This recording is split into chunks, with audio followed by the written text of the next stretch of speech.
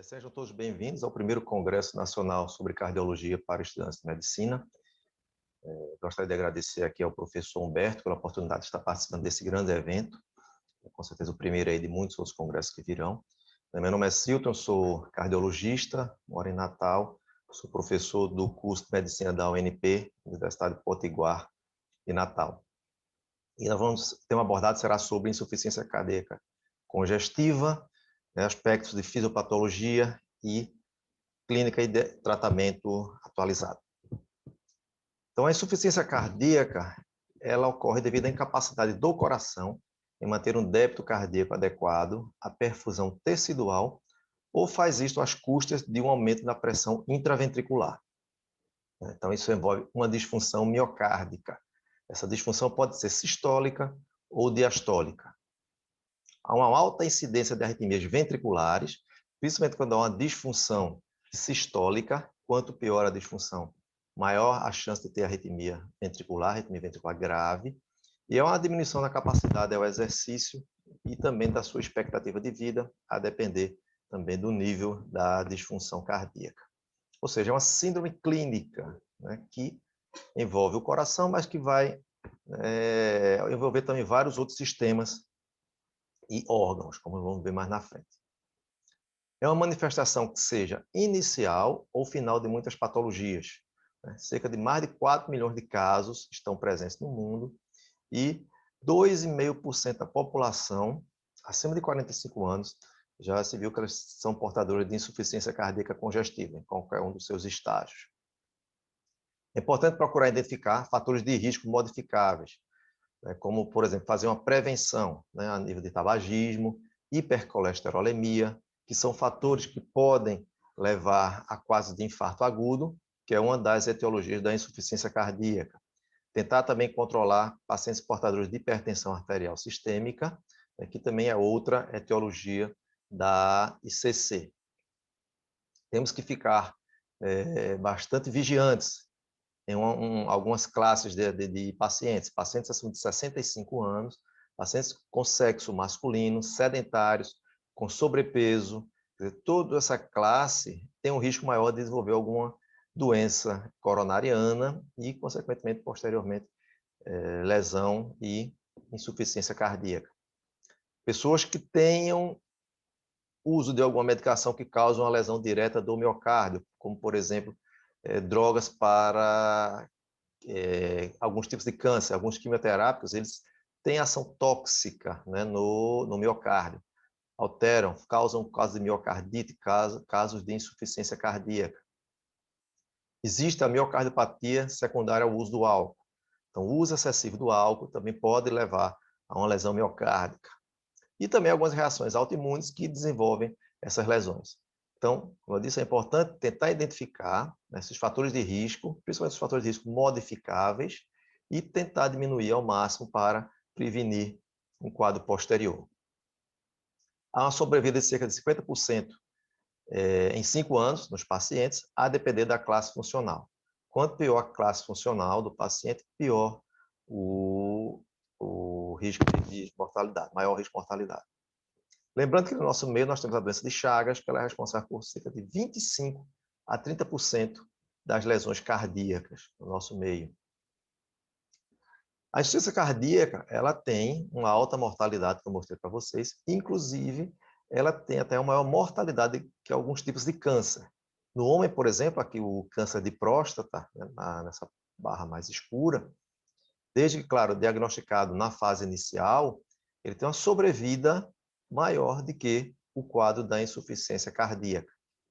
Como também na mulher, o câncer de mama, nessa barra um pouquinho mais clara, tem uma sobrevida melhor do que a insuficiência cardíaca. Então, existem várias campanhas para a prevenção de vários tipos de câncer, e também é importante que o sistema de saúde comece a investir em campanhas para prevenir essas prováveis causas de lesões miocárdicas futuras. Existem várias etiologias para a insuficiência cardíaca. Aqui no nosso meio mais comum, a miocardiopatia isquêmica, miocardiopatia hipertensiva, a miocardiopatia chagásica, a doença valvar, principalmente valvar mitral e aórtica, miocardiopatias, são outras etiologias com menos frequência, doenças congênitas, anomalias congênitas cardíacas podem causar insuficiência cardíaca, a cardiotoxicidade, como eu falei, de algumas drogas, a miocardiopatia alcoólica, algumas doenças extracardíacas, as endócrinas, por exemplo, o hipertiroidismo, né, pode levar à insuficiência cardíaca, quando descompensado, a taquicardiomiopatía, quer dizer, uma frequência cardíaca alta constantemente, uma taquicardia pode levar também ao quadro ICC. Algumas miocardites, né, nós vimos agora, estamos vendo ainda o caso do COVID, né, que ele pode levar a uma lesão direta do miocárdio, e essa miocardita pode evoluir também posteriormente para quadro de insuficiência cardíaca. E temos também a miocardiopatia periparto, né? Algumas gestantes podem desenvolver na fase final e posterior ao parto quadro de insuficiência cardíaca. No nosso meio, como eu falei, na maioria dos outros países, a etiologia mais comum é a miocardiopatia isquêmica, aqui correspondendo a cerca de 30% dos casos. Então, aquele paciente que teve um infarto agudo do miocárdio, evoluiu muitas vezes de uma forma onde não foi feita uma abordagem inicial, um tratamento inicial efetivo desse infarto, e o paciente, infelizmente, ele evolui com quadro de insuficiência cardíaca. Isso, claro, vai levar alguns anos para o seu desenvolvimento. A segunda etiologia mais comum é a cardiopatia hipertensiva. Também aquele paciente portador de hipertensão, que não tem uma pressão bem controlada, leva uma sobrecarga, né, no ventrículo esquerdo, ele tem que fazer uma força maior, tem que aumentar a contratilidade para vencer a barreira da pressão da aorta, e isso leva a uma dilatação do coração. Nós temos a miocardiopatia dilatada, nas suas mais variadas etiologias, né? Aqui que seria a terceira causa mais comum. Doenças valvares, como eu falei, o mais comum, doença da válvula mitral e válvula aórtica. E a doença de Chagas, aqui no nosso meio também é bastante comum, né? Já que é uma doença endêmica em várias regiões do Brasil, no interior da região Nordeste, no norte do país, na região Centro-Oeste e até no Sudeste. Por que investigar, né, a etiologia da ICC? É importante porque você pode identificar alguma causa tratável. Então, aquele paciente que é hipertenso, que está descompensado, se você controla bem a pressão, com certeza vai prevenir, né, uma lesão miocárdica posterior. Se é um paciente que tem um risco maior de ter um infarto, um paciente coronariano, ou um paciente que é dislipidêmico, um paciente diabético, então você vai tratar essas doenças, controlar as taxas, e isso ajuda a diminuir o risco de infarto e vai também diminuir, né, a doença miocárdica. É importante também para ter uma avaliação prognóstica. Alguns tipos de miocardiopatias, de acordo com a etiologia, têm um prognóstico pior do que outros. É importante para um tratamento mais adequado, né? Se você identifica como uma miocardiopatia ou doença isquêmica, vai tratar a doença isquêmica. Se você identifica como a causa como hipertensão, né, vai tratar a hipertensão. Se você identifica que o paciente ingere quantidade muito alta de álcool, então tem que fazer o tratamento, quer dizer, evitar o uso da bebida alcoólica.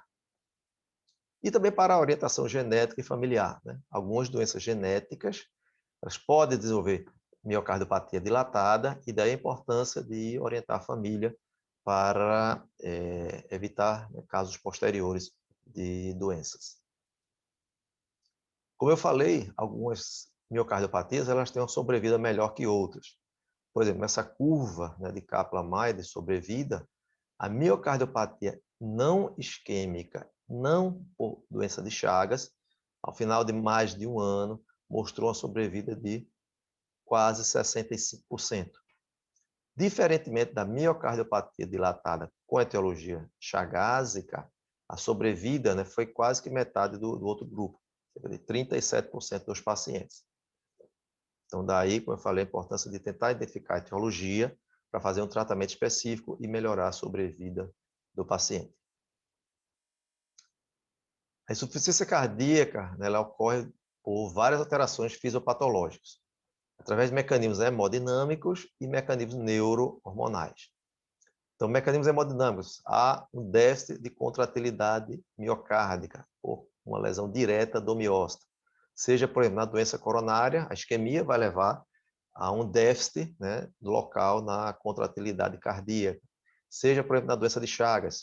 O processo inflamatório da doença de Chagas vai ocorrendo, vai havendo a substituição do miocárdio, da lesão do miócito, por fibrose, e isso vai dificultar a contratilidade.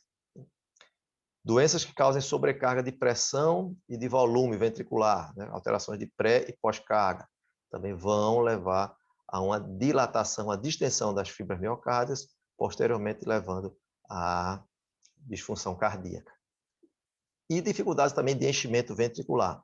Como eu falei, taquicardia, a frequência cardíaca alta, persistentemente por muito tempo, vai levar ao quadro também de CC, também por uma diminuição da complacência diastólica ventricular.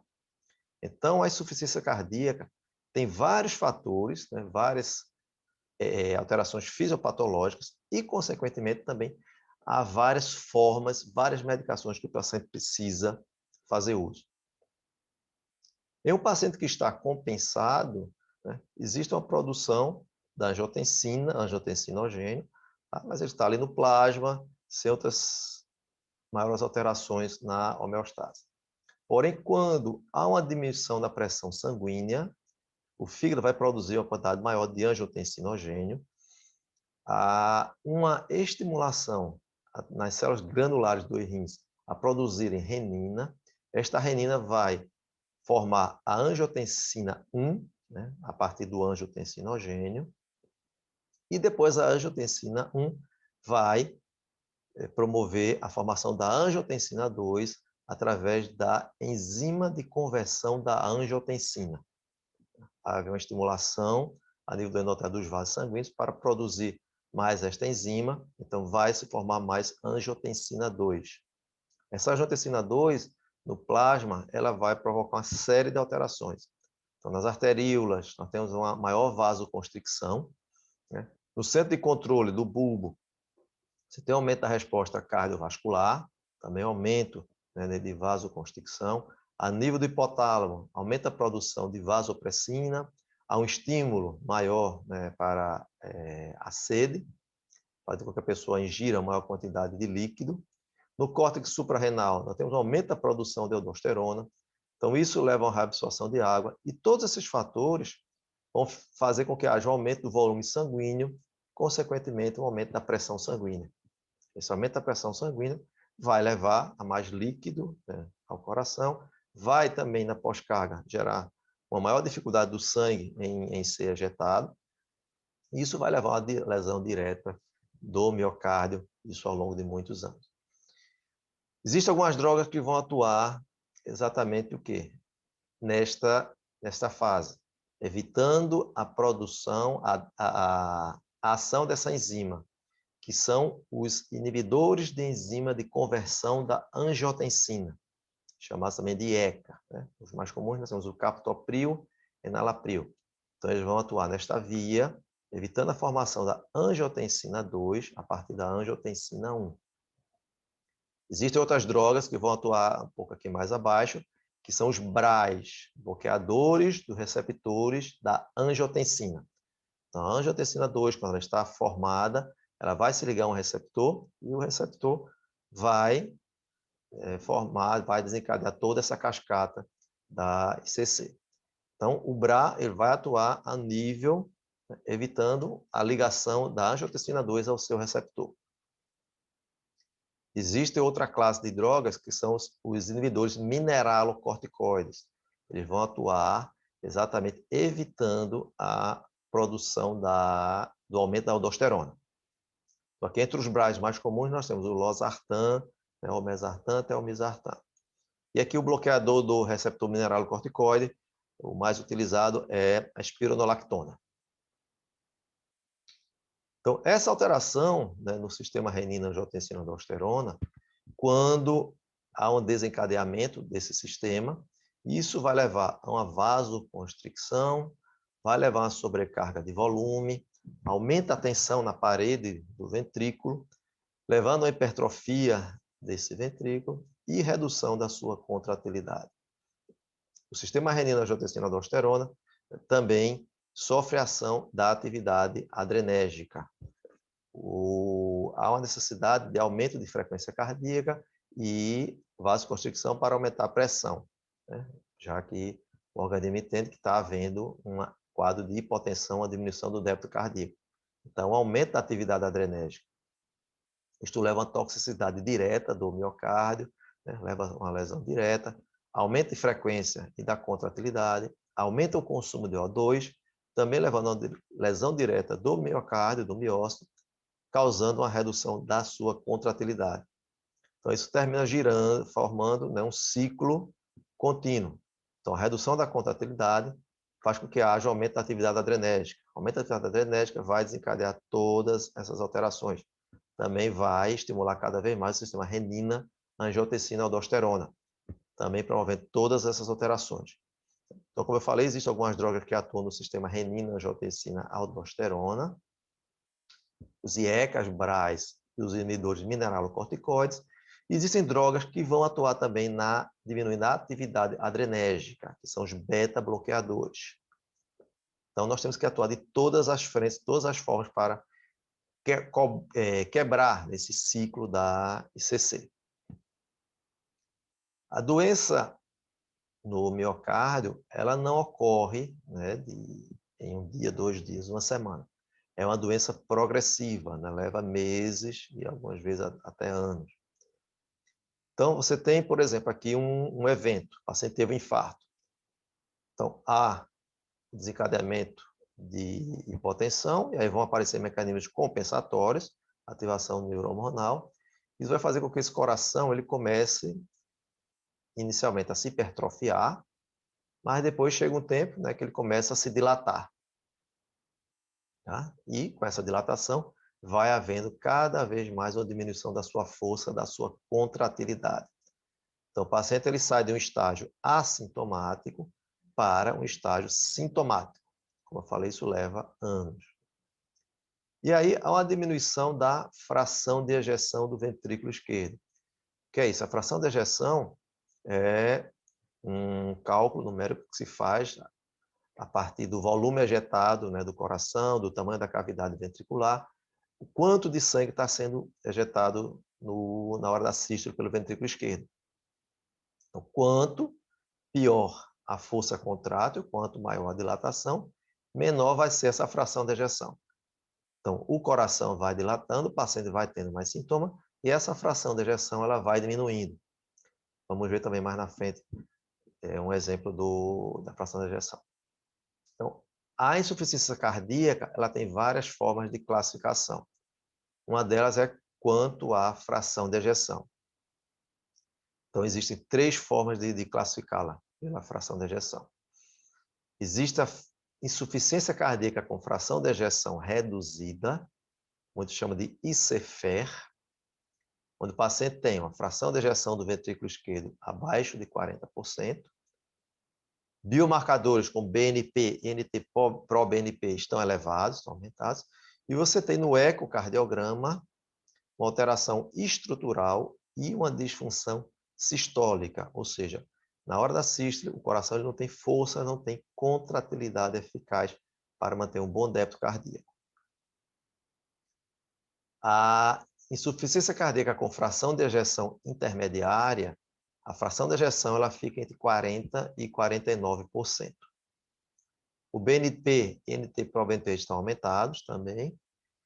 E aqui nós temos uma alteração na estrutura, né, do miocárdio ou uma alteração com disfunção diastólica, ou seja, no período da diástole, o coração ele não relaxa totalmente para receber o sangue que vem nessa fase. Insuficiência cardíaca com fração de ejeção preservada, chamada também de ICFEP, a fração de ejeção ela está maior ou igual a 50%. O BNP e NT-proBNP estão aumentados, você tem uma alteração estrutural, né, ou também uma disfunção diastólica. Então, vejam que a insuficiência cardíaca com fração de ejeção intermediária e a com fração de ejeção preservada, além da alteração da fração de ejeção, eles têm uma disfunção diastólica no relaxamento da diástole. Enquanto que na fração de ejeção reduzida, há uma disfunção sistólica, há uma diminuição da força contrátil do coração. Existe outra forma também para classificar a insuficiência cardíaca, de acordo com a sintomatologia do paciente. Então, pode ser insuficiência cardíaca à direita e insuficiência cardíaca à esquerda. Então, a insuficiência cardíaca à esquerda, ela pode ser por disfunção sistólica ou disfunção diastólica. Na maioria das vezes, é o mais comum, né? E a clínica que habitualmente é de dispneia. O paciente que começa o quadro de dispneia, os esforços, grandes esforços, e vai progredindo até dispneia, né? Quando o paciente se deita. O paciente fica cansado, dispneia em repouso e até quando ele se deita. Existe a insuficiência cardíaca à direita. Habitualmente ela é secundária à insuficiência cardíaca à esquerda. A doença do lado esquerdo vai progredindo, né, se não houver um tratamento eficaz, um acúmulo de líquido, né, de sangue no ventrículo esquerdo, isso passa para o pulmão, leva a congestão pulmonar, hipertensão pulmonar, e vai se refletir depois de algum tempo no lado direito do coração, levando, né, principalmente a edema do membro inferior, estase jugular e outras alterações. Podemos ter também só insuficiência cardíaca à direita, como, por exemplo, o paciente que tem uma hipertensão arterial pulmonar, né, com a pressão muito alta, a parte do ventrículo esquerdo pode estar normal, e o que vai vai ter uma sobrecarga é o ventrículo direito. Paciente que teve um tromboembolismo pulmonar, a pressão na artéria pulmonar vai estar alta, isso vai se refletir no ventrículo direito. Paciente que tenha alguma doença congênita, alguma anomalia congênita do lado direito, como doença de Ebers, a atresia tricúspide, isso vai levar a insuficiência cardíaca do lado direito do coração. Existe outra classificação, que é a New York Heart Association, né, que vai classificar o paciente em 4 classes funcionais. Essa classificação é um pouco falha, porque vai depender muito, né, do que o paciente fala para o médico e também da interpretação do médico. Às vezes pode haver alguma mudança, inclusive até de um médico para outro, quanto à sua classificação, quanto à sua classe funcional. Mas mesmo não sendo tão fidedigna, é muito utilizada na prática clínica. Vocês vão ouvir muito falar classe funcional 1, 2, 3 e 4. Da New York Heart Association, ou seja, NYHA, da NYHA. NYHA. A classe funcional 1 é aquele paciente que não tem sintoma às atividades habituais. Aquele paciente que tem classe funcional 2, ele tem sintoma com atividades cotidianas, ou seja, aos grandes esforços. É o paciente que conseguia andar 1000 metros, né, sem problema, e agora quando ele vai caminhar 500, 600, 700 metros, ele começa a cansar. Ele tem que parar no meio do caminho, né, para melhorar o sintoma e poder continuar a sua atividade, a sua caminhada. Paciente que tem classe funcional 3 é aquele que tem atividades, sintoma com atividade menos intensa. Seriam os médios esforços. E o classe funcional 4, sintoma aos mínimos esforços ou repouso. O simples hábito, o paciente tomar um banho, o paciente se alimentar, ele já cansa, né? Ou mesmo ele sentado, ele fica cansado. Então, esse seria já o estágio 4. Então, a insuficiência cardíaca, a diminuição do débito cardíaco, vai causar uma perfusão diminuída nos rins. Por conta disso, vai levar a uma ativação neurohormonal, sistema nervoso simpático, sistema renina, angiotensina, aldosterona.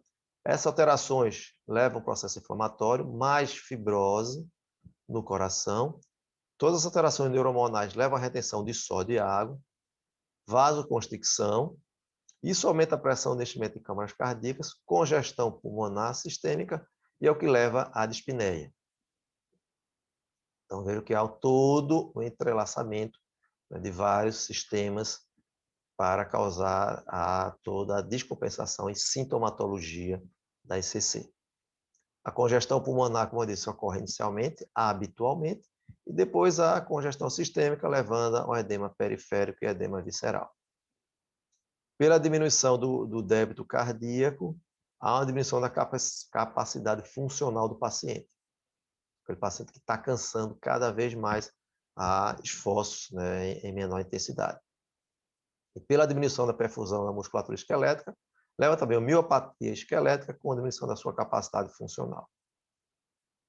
Existe também outra forma de classificar a ICC, que é de acordo com o perfil hemodinâmico do paciente.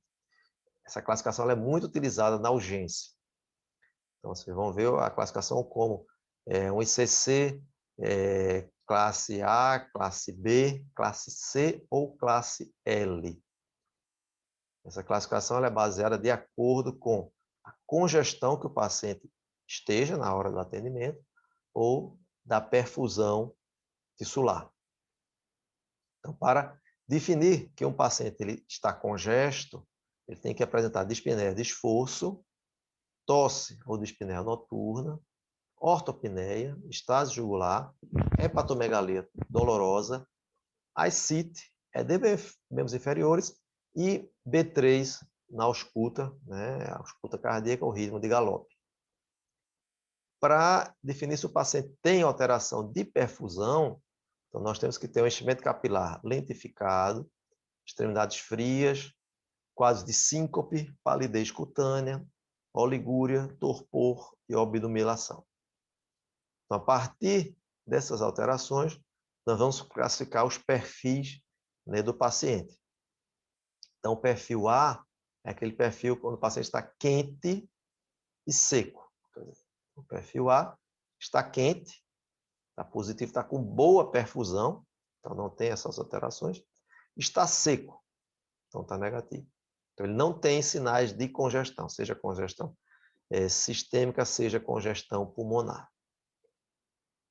O perfil B é aquele paciente que tem congestão, então ele é positivo, e tem alteração, tem perfusão normal.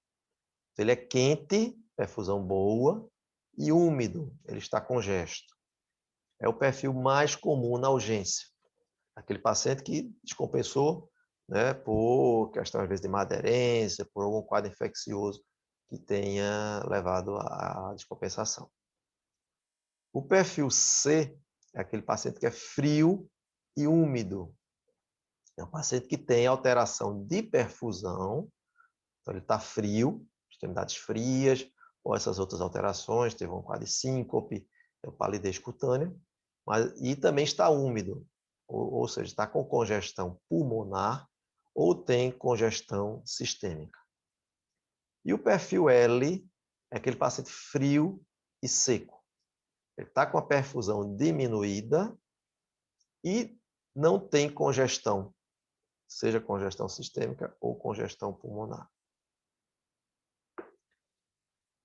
Quando estamos atendendo um paciente com insuficiência cardíaca, é importante fazer o diagnóstico, né, se é ICC ou não, estabelecer sua etiologia, né, como mostrei antes, para fazer um tratamento mais específico, determinar a capacidade funcional e o prognóstico do paciente e iniciar um tratamento e um planejamento terapêutico adequado.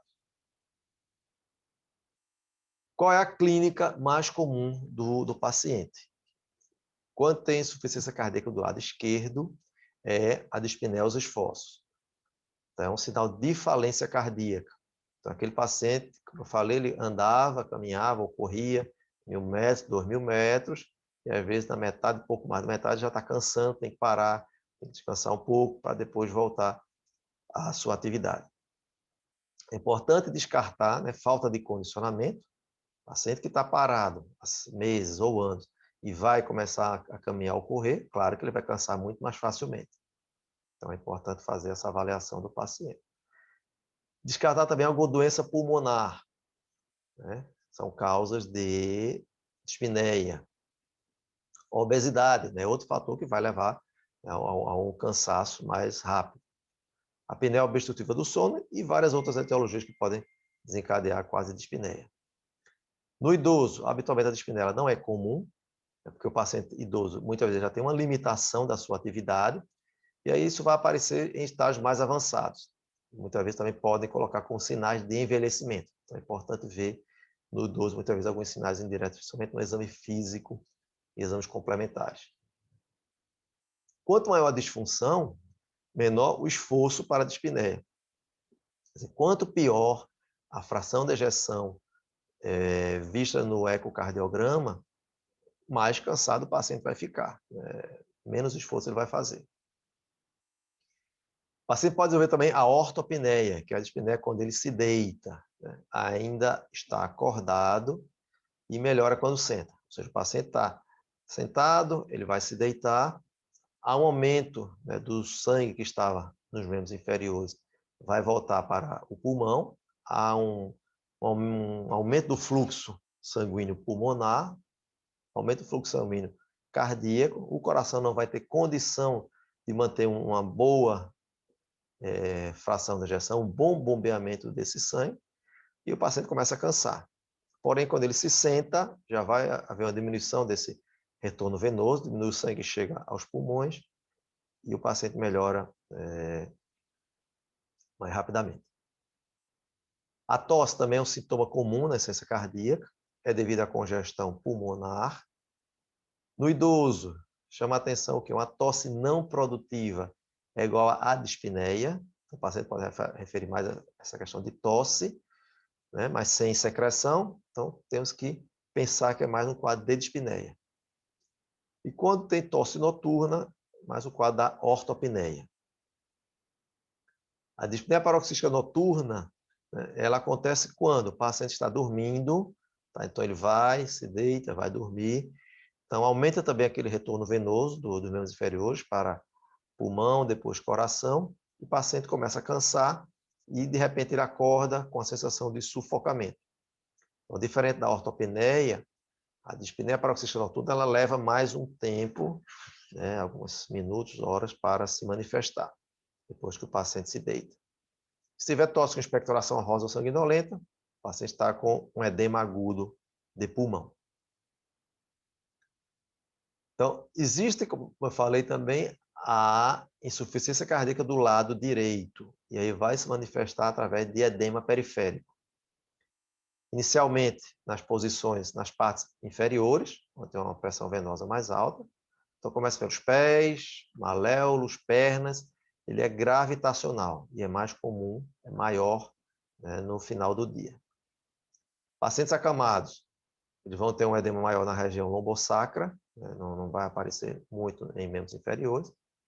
E com a progressão da doença, começamos a ter derrames cavitários, derrame pleural, ascite, e depois, se não houver um tratamento efetivo e também se houver uma piora da função cardíaca, vai desenvolver até um quadro de anasarca. O edema, da insuficiência cardíaca, ele é um edema frio, inelástico, mole, liso e brilhante. Pode, às vezes, pigmentar a pele. Então, isso ajuda a diferenciação de outros tipos de edema, como, por exemplo, um processo inflamatório de pele, uma celulite. Então, você vai ter um edema com calor, com rubor. Habitualmente é só em um membro. Um quadro de uma linfangite crônica também vai ter um edema mais duro, e alterações, deformidades na pele. E, habitualmente, o edema da ICC vai ser nas duas pernas, que é um acometimento dos dois lados, bilateral. A nível gastrointestinal, o paciente pode desenvolver hiporexia, anorexia, náuseas, dor abdominal, uma plenitude gástrica, quer dizer, aquela sensação de empachamento constante. O paciente não se alimenta, mas fica empachado, às vezes come uma pequena quantidade e já fica empachado. Isso é por conta da congestão hepática e do sistema porta. E em estágio muito avançado, você pode fazer até um quadro de uma caquexia cardíaca, quando a anorexia é importante, perda de peso é importante, desnutrição, e seria um quadro de insuficiência cardíaca avançada. O paciente está com essa congestão hepática tão grande, ele fica empachado constantemente, que termina que não se alimenta bem. E aí vai desenvolver a caquexia cardíaca. O exame físico. Temos que avaliar o quadro geral, respiração, se o paciente tem cianose ou não, faces, estase jugular. No aparelho cardiovascular, a taquicardia sustentada já é um sinal de disfunção ventricular esquerda, mesmo que o paciente esteja, por enquanto, assintomático, mas isso é por conta do sistema, né, nervoso simpático, uma ativação do sistema nervoso simpático, então o paciente fica taquicárdico constantemente. Se você vai examinar o paciente, ele está com frequência alta e em repouso, pensar em ICC como uma possível causa dessa taquicardia. E quando se confirma realmente a ICC, a taquicardia sinusal ela é muito comum.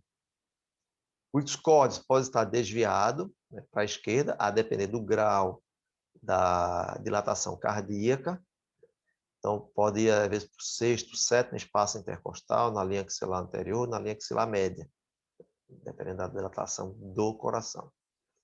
Podemos ter a presença de B3 na ausculta, já é também um sinal de falência ventricular, e presença de B4, que ocorre próximo da primeira bulha na pré-sístole ventricular, devido a uma contração atrial atrasada.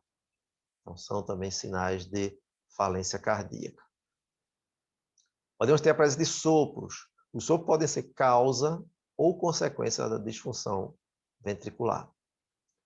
A causa é quando, habitualmente é o que se encontra? Insuficiência mitral, insuficiência aórtica, insuficiência tricúspide, estenose mitral ou aórtica. E consequência é quando você tem uma insuficiência mitral ou tricúspide. Como é que podemos diferenciar isso? Através do ecocardiograma. Então, se o paciente já tem uma dilatação cardíaca importante, a válvula mitral e tricúspide, elas começam a se separar uma da outra pela dilatação do coração. Tá? Então, forma-se insuficiência mitral secundária à dilatação do coração. Então, não há nenhuma lesão nas válvulas, né, especificamente. Quando é causa, aí o eco médico ele vai relatar, né, a alteração nas válvulas, nas cúspides, né, das válvulas. E aí, a depender, pode ser qualquer uma dessas alterações, como eu disse. Principalmente é mais comum as lesões na válvula mitral e na válvula aórtica. O hiperfonese de segunda bulha, pelo aumento da pressão na artéria pulmonar. Então, pensar, né, em hipertensão arterial pulmonar quando se encontra essa hiperfonese. O pulso fino alternante é um sinal de baixo débito cardíaco. A nível pulmonar, nós temos crepitantes pulmonares, sibilos, ocorre pela sobrecarga de volume. No abdômen, dor no hipocôndrio direito, pela congestão hepática, refluxo hepatojugular e, em estados mais avançados, a presença de ascite. E vamos ter também a presença do edema periférico.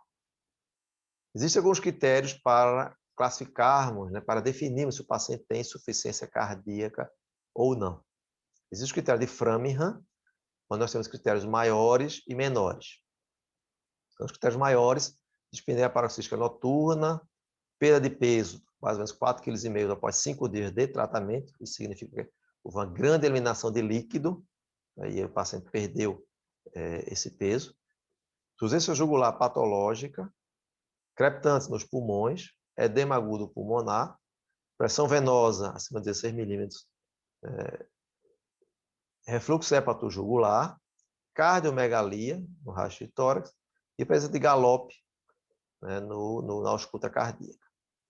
Os critérios menores, tosse noturna, edema em tornozelo bilateral, dispneia aos esforços, hepatomegalia, capacidade vital reduzida, e taquicardia, frequência acima de 120 batimentos por minuto.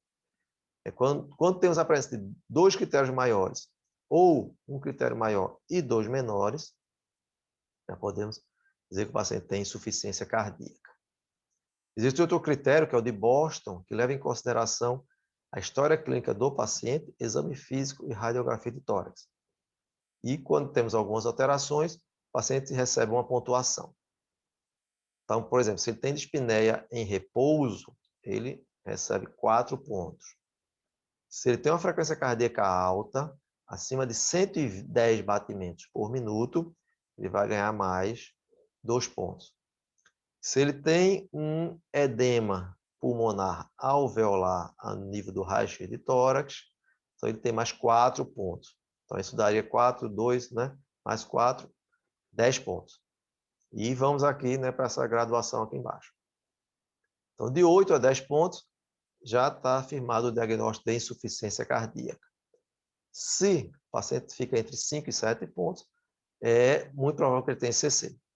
E se está abaixo de 5 pontos, a insuficiência cardíaca ela é menos provável. Então, foi feita a história clínica do paciente, foi feito o exame físico, fizemos a classificação de acordo com os critérios, definimos que o paciente tem insuficiência cardíaca. Então, partimos para a realização de exames complementares. Então, é preciso fazer uma série de exames, entre eles o hemograma, para avaliar se o paciente tem algum grau de anemia, já que a anemia é um fator que pode descompensar ICC. Né? Lipidograma, tentar identificar se o paciente tem alguma alteração de lipídios, colesterol, triglicerídeos, que podem levar a um quadro, né, de infarto agudo e desencadear ICC. A glicemia, que também é um fator para a doença coronariana, como também um fator para a alteração de função renal, que pode, depois, se houver uma disfunção renal importante, prejudicar a eliminação de líquido e levando a sobrecarga de volume. Avaliar também função renal, isso ajuda no prognóstico do paciente e também no nosso tratamento. Algumas drogas precisam ser evitadas se o paciente tem uma disfunção renal importante. Exame de urina, avaliar também se tem alguma disfunção renal. Enzimas hepáticas e função hepática, para ver se há algum comprometimento já do fígado, nos casos de congestão do lado direito. Função tiroidiana, para avaliar principalmente se o paciente tem um hipertiroidismo, que é um fator que pode desencadear a ICC, as ICC de alto débito. E sorologia para doença de Chagas, naquele paciente onde é uma suspeita, o paciente tem uma história de epidemiologia positiva e também sinais sugestivos no exame físico. Então, o eletrocardiograma é importante para avaliar, é o primeiro exame que se pede na rotina. Podemos ter algumas alterações específicas que sugiram algumas etiologias.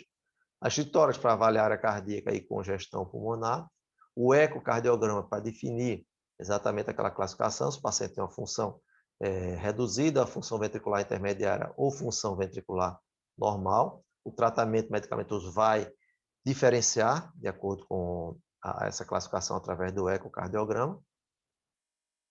E a dosagem de peptídeos natriuréticos, BNP, NT-proBNP, isso ajuda tanto no diagnóstico quanto também para o acompanhamento médico. Você faz o diagnóstico da ICC, né, BNP, proBNP estão altos, começa o tratamento, depois de algum tempo você solicita um novo exame para avaliar, né, se o paciente está tendo uma boa resposta, se há uma redução desses peptídeos. Outros exames, podemos pedir também Holter, se houver presença de arritmia, seja detectado na ausculta cardíaca, no eletrocardiograma, ou se o paciente também tem queixa de palpitação frequente, então pede-se o Holter. A ressonância magnética cardíaca, ela avalia a anatomia e a função biventricular. É importante quando se tenha, muitas vezes, alguma dúvida, algum questionamento na função cardíaca pelo ecocardiograma, então a ressonância ajuda a tirar essa dúvida. Inclusive, até um exame que pode avaliar melhor a função ventricular do que o eco, porém ainda é um exame caro, né, e de difícil acesso. Então, o eco ainda continua como padrão ouro para definir a função cardíaca. A ergospirometria avalia a capacidade funcional, avalia pacientes para transplante e ajuda também a diferenciar a dispneia. Você faz a avaliação clínica, a história clínica, faz exame físico, faz outros exames. Ainda está em dúvida se o paciente tem uma dispneia de origem cardíaca ou de origem pulmonar. A ergospirometria ajuda muito a fazer essa diferenciação. E a cinecoronariografia, que é o cateterismo cardíaco, quando há uma suspeita de insuficiência coronária. Isso aqui é um eletrocardiograma basal, chamado eletroderivações. Para quem não é habituado a ver o eletro, então vou só falar aqui alguns parâmetros. Então aqui tem onda P, complexo QRS, em D1, em D2, D3, então P positiva, QRS normal. Aqui nas derivações pré-cordiais, nós temos de V1 até V6. O normal é um R pequeno, um S amplo, em V1 e esse R vai aumentando de tamanho e o S vai diminuindo até ter praticamente só R em V6. E vejam aqui que o complexo QRS, né, ele é bem fininho, ele é estreito. Isso é um padrão normal. Aqui também dá para ver que a distância entre a parte que sobe e a parte que desce na onda, ela fica muito próxima da outra. Então aqui, por exemplo, esse é um elétron que tem alteração.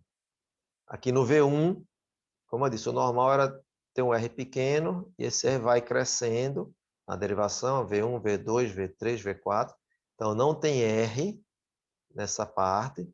Então você atende o paciente com insuficiência cardíaca e faz um eletro e tem essa alteração, a chance dele ter uma etiologia isquêmica, quer dizer, ter tido um infarto antigo, ela é muito grande.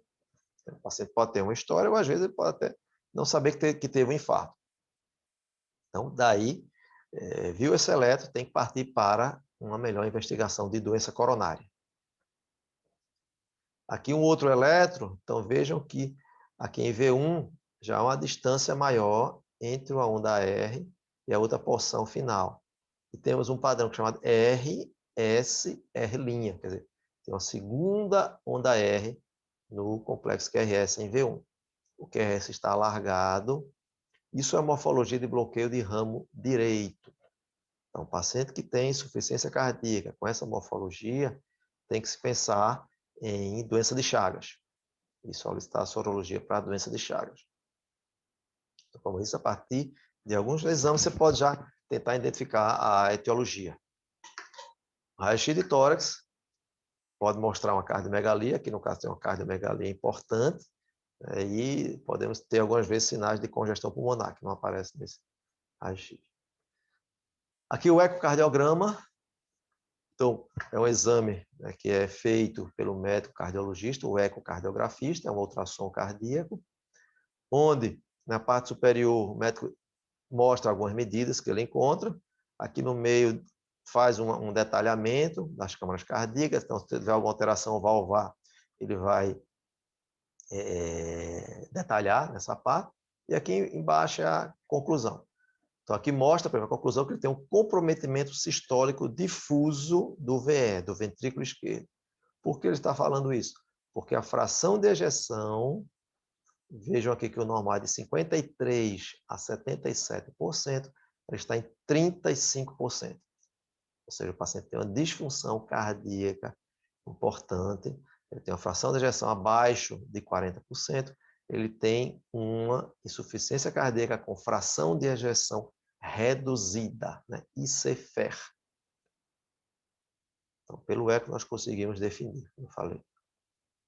Existem vários fatores que podem precipitar, né, a descompensação da ICC. O mais comum é a má aderência à restrição hidrossalina ou à medicação. Então, o paciente que toma líquido em excesso é um paciente que come muito sal, é aquele paciente que não toma a medicação da forma correta. Vive pulando a dosagem do remédio, não toma todas as medicações da forma que foi prescrita. Hipertensão arterial não controlada também é um fator que pode precipitar. Arritmias cardíacas, como por exemplo a fibrilação atrial, nós sabemos que o átrio é responsável por 25% a 30% do volume de sangue que chega no ventrículo esquerdo. Se você tem uma perda da contração atrial, vai ter um maior acúmulo de sangue nos pulmões, isso levando à descompensação. Isquemia ou infarto agudo, né, vai ter uma lesão direta no miocárdio, isso pode desencadear a ICC. Infecções, entre elas a endocardite infecciosa. O tromboembolismo pulmonar vai levar a uma insuficiência cardíaca à direita. A anemia, quanto mais importante a anemia, mais também importante a descompensação cardíaca. Hipertiroidismo, também é um fator que desencadeia. Estresse físico ou psíquico, né, podem aumentar a frequência cardíaca, podem aumentar a pressão, isso leva também a uma descompensação ventricular.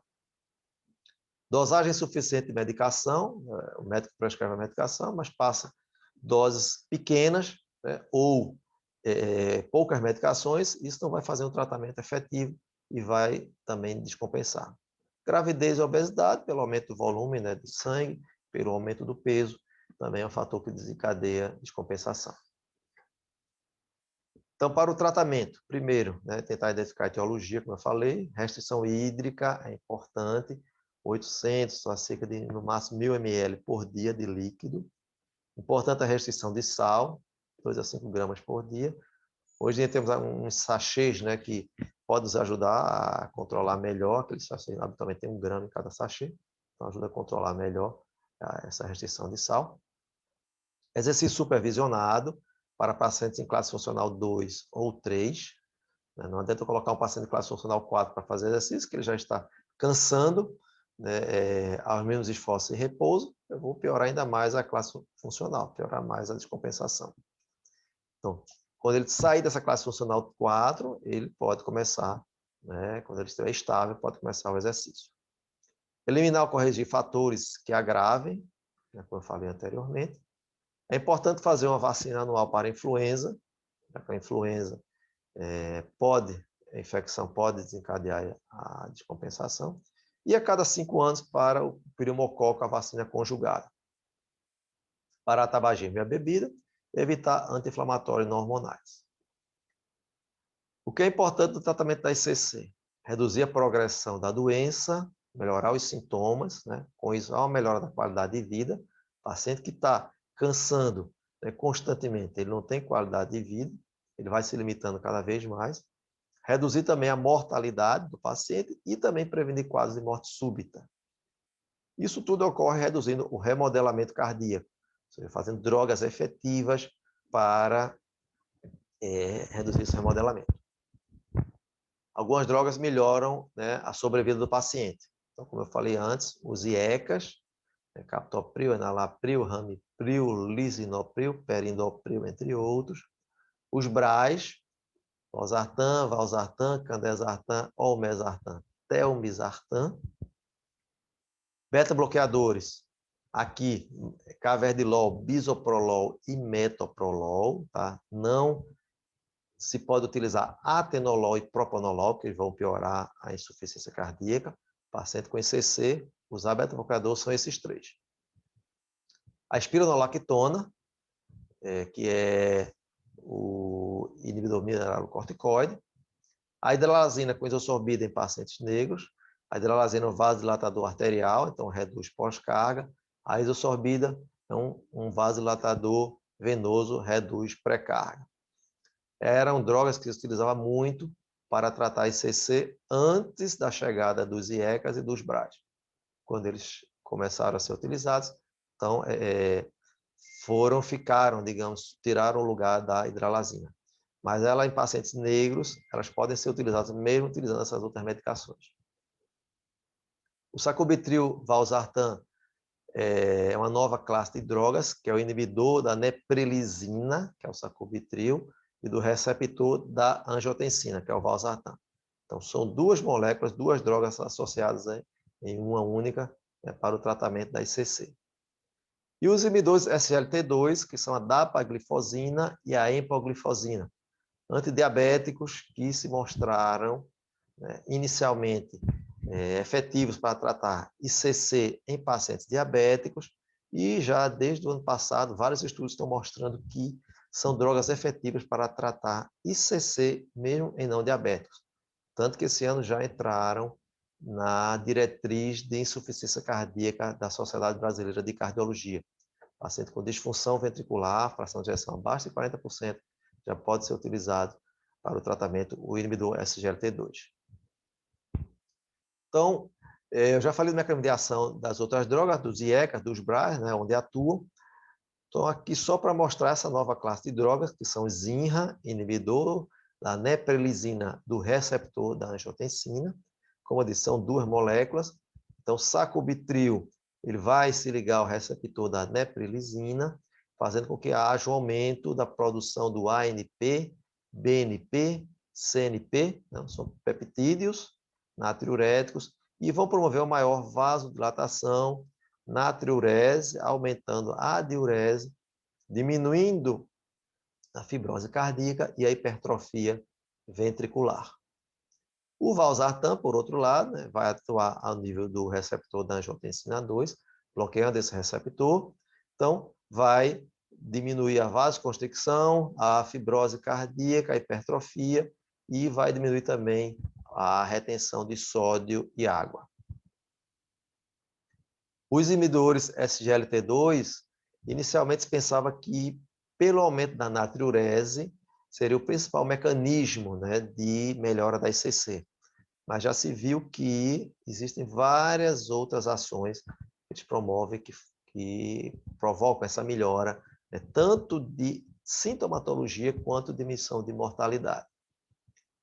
Então, redução do edema a nível intersticial, redução de pré e pós-carga, como também redução do estresse de parede, melhora de função renal e da fisiologia cardiorrenal, inibição da troca só de hidrogênio a nível miocárdico e melhora também do metabolismo cardíaco.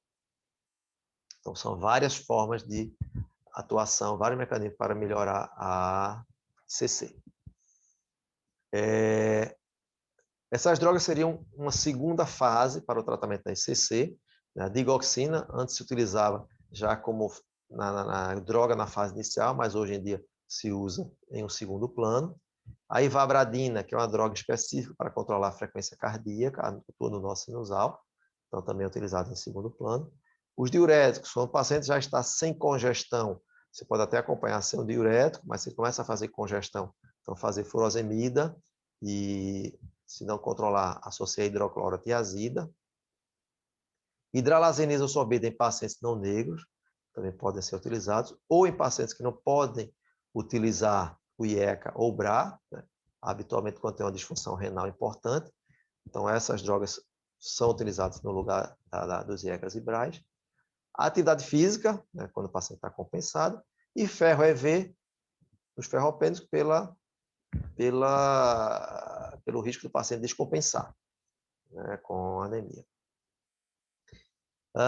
Quando o paciente não responde ao tratamento medicamentoso, existem tratamentos intervencionistas. Entre eles, nós temos a ressincronização cardíaca, que é o quê? O marca-passo que é implantado para aumentar a contratilidade cardíaca. Pacientes com insuficiência cardíaca, com fração de ejeção abaixo de 35%, paciente que tem bloqueio de ramo esquerdo e o QRS acima de 150 milissegundos, e que esteja em tratamento otimizado, tá? E que mesmo assim ele ainda está descompensando, está descompensando, então tem indicação para o ressincronizador. Existe o implantamento do cardiodesfibrilador, naquele paciente que pode ser utilizado em prevenção primária, ou seja, o paciente tem uma miocardiopatia dilatada grave, fração de ejeção abaixo de 30%. Como eu falei no início da aula, esse paciente ele tem um risco de ter uma arritmia ventricular grande, seja taquicardia ventricular ou fibrilação ventricular, e tem um evento, tem uma morte súbita. Então, há indicação para prevenção primária de implante desse aparelho. Ou na prevenção secundária, aquele paciente já teve uma arritmia cardíaca grave, taquicardia ou fibrilação ventricular, mas foi revertida, quer dizer, teve uma morte súbita abortada, conseguiu ser atendido rápido e houve essa reversão. Ele também tem indicação para o implante do aparelho. Existe a possibilidade de tratamento cirúrgico naquele paciente que tem doença coronária grave, seja de trombo coronário, o paciente tem múltiplas lesões nas artérias, então se faz a revascularização miocárdica. Tem o tratamento para estenose aórtica, já que a lesão aórtica ela é um fator que desencadeia a ICC. O tratamento pode ser cirúrgico, quer dizer, trocar a válvula, a toracotomia, você tem que abrir o peito para tirar a válvula e colocar a outra. Ou a TAV, que é o implante de válvula aórtica transcatéter. Você faz uma abordagem pela hemodinâmica, por cateterismo, passa a válvula pela artéria femoral, vai até o local da válvula nativa, a válvula aórtica nativa, e você coloca um dilatador, né, esmaga realmente essa válvula nativa e coloca outra válvula no seu local. Então, é um procedimento que não precisa abrir o tórax do paciente. Então, com isso, diminui muito também a mortalidade do procedimento. Que habitualmente, pacientes que têm estenose aórtica grave são pacientes idosos, pacientes que já têm lesão renal grave, paciente com insuficiência cardíaca grave. Então, submeter um paciente a fazer uma cirurgia desse porte, isso tem um risco de mortalidade maior. Então, com a TAV, isso ajudou muito a diminuir o risco de mortalidade. E o transplante cardíaco, que é o padrão ouro, né, na insuficiência cardíaca refratária, quando não há nenhuma outra alternativa de tratamento. Sabemos que no nosso meio é difícil, né, pela dificuldade de conseguir doador, mas quando bem indicado, quando tem a sua indicação, é o tratamento mais efetivo.